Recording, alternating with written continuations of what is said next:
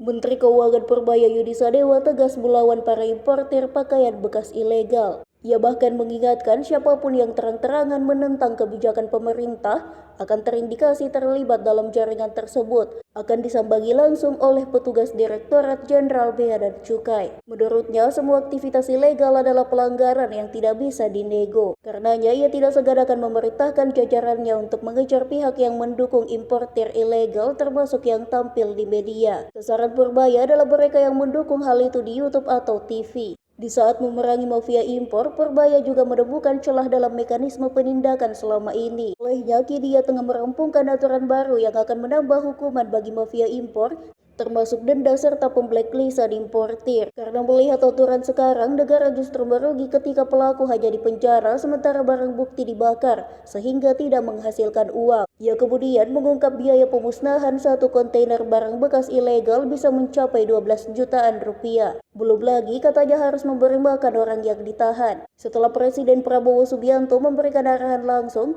barang hasil penindakan jangan dimusnahkan tetapi dimanfaatkan. Tadi juga ada diskusi Balpres, saya juga baru tahu istilah Balpres itu, impor barang-barang baju bekas seperti apa penanganannya.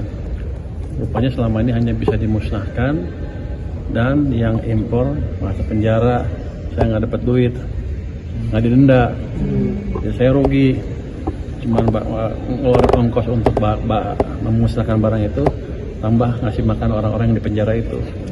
Berarti nanti jadi kita yang terubah di mana kita bisa denda orang itu juga. Berarti nanti dari sistem dan perbaikan itu akan mampu juga memonitoring untuk terkait pencegahan Balpres masuk lebih banyak lagi gitu, Pak? Harusnya ya. Pak, kalau misalnya dan sekiranya sepertinya mereka udah tahu, kita udah tahu pemain siapa aja. Harusnya saya lupa tadi kalau ada yang pernah Balpres saya akan blacklist, nggak boleh impor orang lagi. Pak, tadi terkait Cortex kan katanya seminggu akan sudah bisa dipakai itu. Nanti hari Jumat saya umumkan. Kan sekarang belum, kan sebulan kan jatuhnya Jumat kalau nggak salah. Nanti saya umumkan seberapa bagus. Sebenarnya udah jalan terus sih, udah bagus. Kalau Balpres tadi nggak boleh impor lagi, berarti Senin tutup dong, Pak? Pasar Senin maksudnya? Oh enggak, nanti kan diisi dengan barang-barang dalam negeri. Tapi artinya barang-barang impor bekas itu nggak ada lagi yang kayak pakai misalnya di Senin. Padahal itu ada UMKM kecil juga yang dimanfaatkan. Lo pengen menghidupkan UMKM ilegal, bukan itu tujuan kita. Kita tujuannya menghidupkan UMKM yang legal yang juga bisa menciptakan tenaga kerja di penyerapan, di sisi produksi di sini. Jadi kita ingin hidupkan lagi produsen-produsen tekstil dalam negeri. Download Tribun X sekarang, menghadirkan lokal menjadi Indonesia.